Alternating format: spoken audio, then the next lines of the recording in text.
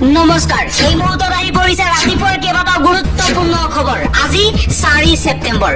অসমৰ লগতে ভাৰতৰ বিভিন্ন প্ৰান্তৰ পৰা এনেধৰণৰ খবৰসমূহ নিতৌ চাবৰ কাৰণে চেনেলটো ছাবস্ক্ৰাইব কৰি ভিডিঅ'টোত এটা লাইক কৰি দিব। পৰৱৰ্তী খবৰ, আল্লাহে বাচ্চা দিয়া বুলি ক'লে নাপাব চৰকাৰৰ 10,000 টকা। মহিলাসকলক লৈ মুখ্যমন্ত্ৰী হিমন্ত বিশ্ব শৰ্মাৰ ঘোষণা। আল্লাহক দুখ দিয়া মহিলাই নাপাব চৰকাৰৰ 10,000 টকা। তিনিটাৰ ওপৰত সন্তান দিয়া মহিলাই নাপাব লাখপতিৰ ধন। ডাঙৰ ঘোষণা কৰিছে মুখ্যমন্ত্ৰী হিমন্ত বিশ্ব শৰ্মাই। আল্লাহক কোনেও দুখ নিদিব, কোনেও যাতে 4টাকৈ সন্তান জন্ম নিদিয়ে। আল্লাহে কাকো বাচ্চা নিদিয়ে আৰু যদি 3টাতকৈ বেছি সন্তান থাকে তেন্তে নাপাব টকা। কোনেও নকব আল্লাহে ওপৰৰ পৰা দিছে। বাচ্চা পতি পত্নীৰ মিলা মিছাতে হয়। আল্লাহে বাচ্চা ওপৰৰ পৰা নিদিয়ে, গতিকে কোনেও যাতে 3টাতকৈ অধিক সন্তান জন্ম নিদিয়ে। বাচ্চা জন্ম দিয়াৰ আগত সাৱধান মহিলাসকল। 3টা বাচ্চা থকালৈকে ঠিক আছে, কিন্তু 4টা বাচ্চা থকা মহিলাই নাপাব চৰকাৰৰ ফালৰ পৰা 10,000 টকা। 4টা বাচ্চা থকা মহিলালৈ ব্যৱসায় বাণিজ্য কৰিব নোৱাৰিব। বাচ্চাক সময় দিব লাগিব মহিলাসকলে। মন্তব্য মুখ্যমন্ত্ৰী ডক্টৰ হিমন্ত বিশ্ব শৰ্মাৰ। অন্য এটা খবৰ, বিটিচি নিৰ্বাচনক লৈ ডাঙৰ মন্তব্য মুখ্যমন্ত্ৰী হিমন্ত বিশ্ব শৰ্মাৰ। বিটিচি নিৰ্বাচনত আমাৰ ফলাফল ভাল হ'ব। যোৱাবাৰতকৈ আমি বেছি আসন পাম বিটিচিত। তিনিওটা দলৰ মাজত নাই কোনো সমস্যা। কংগ্ৰেছে যাতে এখনো আসন নাপায় সেয়া আমাৰ লক্ষ্য। বিটিচি নিৰ্বাচন সন্দৰ্ভত ৰাজ্যৰ মুখ্যমন্ত্ৰী ডক্টৰ হিমন্ত বিশ্ব শৰ্মাৰ এই ডাঙৰ মন্তব্য।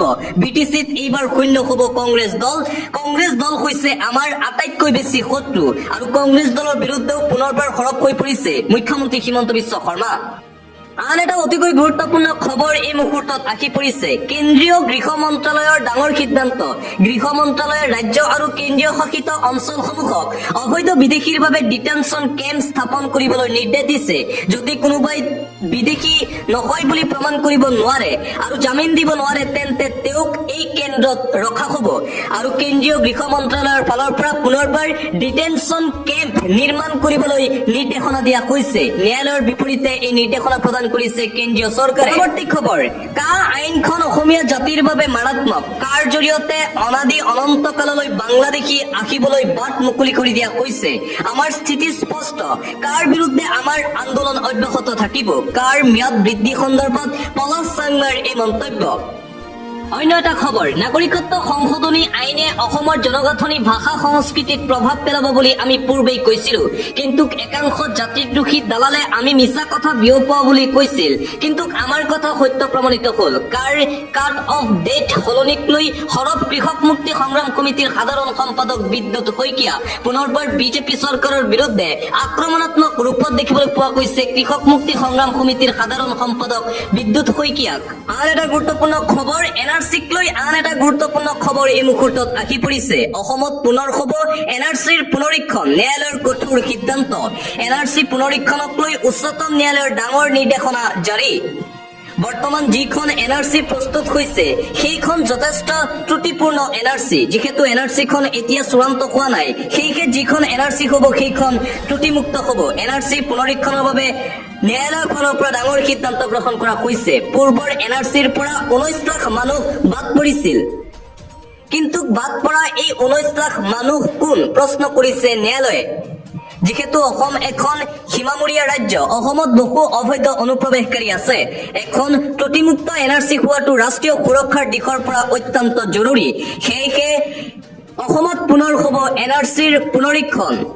দিবলৈ আন্তঃৰাষ্ট্ৰীয় পৰ্যায়ৰ এটা গুৰুত্বপূৰ্ণ খবৰ, আমেৰিকাৰ বিৰুদ্ধে ভয়ংকৰ ষড়যন্ত্ৰ ৰচিছে চীন, ৰাছিয়া আৰু উত্তৰ কোৰিয়াই।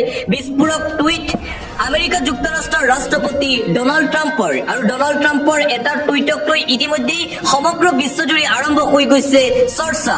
ডনাল্ড ট্ৰাম্প শংকিত হৈ পৰিছে। আমেৰিকাৰ বিৰুদ্ধে ৰচা হৈছে ভয়ংকৰ ষড়যন্ত্ৰ। তিনি শক্তিশালী ৰাষ্ট্ৰৰ বিৰুদ্ধে সন্দেহৰ আঙুলি ডনাল্ড ট্ৰাম্পৰ। ৰাছিয়া, চীন, উত্তৰ কোৰিয়াৰ বিৰুদ্ধে এই ভয়ংকৰ অভিযোগ উত্থাপন কৰিছে ট্ৰাম্পে। অভিযোগ আনিলে খোদ আমেৰিকাৰ ৰাষ্ট্ৰপতি ডনাল্ড ট্ৰাম্পে। এক লক্ষ হ'ল ৰাছিয়াৰ পুটিন, চীনৰ জিনপিং, উত্তৰ কোৰিয়াৰ কিম জং। আমেৰিকাৰ ৰাষ্ট্ৰপতি ট্ৰাম্পে শুভেচ্ছা দিলে চীনৰ জিনপিঙক। মোৰ এই শুভেচ্ছা পুটিন আৰু কিম জং উনলৈও পঠালো। আপোনালোকে আমাৰ বিৰুদ্ধে ষড়যন্ত্ৰ কৰি থাকক।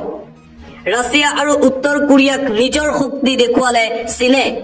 চীনৰ সামৰিক শক্তিৰ সাক্ষী হৈ ৰল পুটিন আৰু কিম জং 100খনতকৈও অধিক ফাইটাৰ জেট মিছাইল টেংক প্ৰদৰ্শন কৰা হ'ল হাইপাৰছনিক অস্ত্ৰ আৰু যাৰ বাবে শংকিত হৈ পৰিছে ডনাল্ড ট্ৰাম্প। এই মুহূৰ্তত ধৰি আছো এটা ব্ৰেকিং নিউজ। অসম চুক্তিৰ আত্মাক হত্যা কৰিছে হিমন্ত বিশ্ব শৰ্মাৰ চৰকাৰে। কাহ আনি হত্যা কৰিছে অসম চুক্তি। দীৰ্ঘদিন আন্দোলনৰ অন্তত অসম চুক্তি হৈছিল। অসম চুক্তিৰ মূল আত্মা আছিল 1971 চনৰ ভিত্তিবৰ্ষ। সুপ্ৰিম কোৰ্টেও এই সন্দৰ্ভত ন্যায্যতা প্ৰদান কৰিছিল। 2014 চনৰ 31 ডিচেম্বৰ নহয়, এতিয়াৰ পৰা CAAৰ অধীনত 2024 চনৰ 31 ডিচেম্বৰলৈকে বাংলাদেশ, পাকিস্তান আৰু আফগানিস্তানৰ পৰা ভাৰতলৈ অহা অমুছলমান লোকে পাব নাগৰিকত্ব। কেন্দ্ৰীয় চৰকাৰৰ এই ডাঙৰ সিদ্ধান্ত। পৰৱৰ্তী খবৰ, অসমত 3জন হিন্দু বাংলাদেশীক নাগৰিকত্ব প্ৰদান। CAAৰ অধীনত নাগৰিকত্ব লাভ কৰিছে 3 হিন্দু বাংলাদেশীয়ে। 12 গৰাকী ব্যক্তিয়ে কাৰ অধীনত নাগৰিকত্বৰ বাবে আবেদন কৰিছিল। 9 জনৰ আবেদন পৰীক্ষা কৰি থকা হৈছে আৰু 3 জনে পাইছে নাগৰিকত্ব। আন এটা খবৰ, মেহমুদ মাদানীক লৈ সৰব মুখ্যমন্ত্ৰী হিমন্ত বিশ্ব শৰ্মা। মুখ্যমন্ত্ৰী শৰ্মাই কৈছে মাদানীক পিছা কৰাটো আমাৰ কাম নহয়, কিন্তু নজৰত ৰাখিম। যদি কিবা উচতনিমূলক মন্তব্য দিয়ে তেতিয়াহ'লে তেওঁক জেলত ভৰাই দিম। মাদানী ক'ত গৈছে খবৰ ৰাখিম। পৰৱৰ্তী খবৰ, প্ৰধানমন্ত্ৰী নৰেন্দ্ৰ মোদীৰ চীন ভ্ৰমণক লৈ এতিয়া বিভিন্ন প্ৰশ্ন উত্থাপন কৰিছে বিৰোধীয়ে। কংগ্ৰেছ নেতা পৱন খেৰাই কৈছে, যি সময়ত ভাৰতৰ সৈতে পাকিস্তানৰ অপাৰেচন সিন্দুৰ চলি আছিল, সেই সময়ত পাকিস্তানক সমৰ্থন কৰিছিল চীনে। সেই চীনক গৈ এতিয়া মিতিৰালি কৰিছে মোদীয়ে। অপাৰেচন সিন্দুৰৰ সময়ত ভাৰতৰ আটাইতকৈ শত্ৰু আছিল পাকিস্তান, চীন, আৰু আজি হৈ পৰিছে আটাইতকৈ বেছি মিত্ৰ। আন এটা খবৰ, এইবাৰ সৰব হৈ পৰিছে গৌৰৱ গগৈ। গৌৰৱ গগৈ কৈছে, মই লাচিতৰ বংশধৰ, মোক ভয় নেদেখুৱাব। অসমৰ ৰাইজৰ আশীৰ্বাদ আমাৰ সুৰক্ষা কৱচ। প্ৰধানমন্ত্ৰী মোদী, গৃহমন্ত্ৰী অমিত শ্বাহ আৰু মুখ্যমন্ত্ৰী হিমন্ত বিশ্ব শৰ্মাক লক্ষ্য কৰি এই মন্তব্য কৰিছে গৌৰৱ গগৈ। গৌৰৱ গগৈয়ে লগতে কৈছে, আমি নিজৰ পৰিয়ালৰ নামত বাগান খুলিবলৈ চৰকাৰ গঠন নকৰো, আমি অসমৰ ৰাইজৰ সেৱা কৰিবলৈহে চৰকাৰ গঠন কৰিম। অসমত উপস্থিত হৈ গৃহমন্ত্ৰী অমিত শ্বাহে গৌৰৱ গগৈক পাকিস্তানত যোৱাক লৈ সমালোচনা কৰিছে। গৃহমন্ত্ৰী অমিত শ্বাহৰ সমালোচনাৰ পাছতেই গৌৰৱ গগৈ সৰব হৈ পৰিছে আৰু কৈছে যে মই লাচিতৰ বংশধৰ, মোক ভয় নেদেখুৱাব।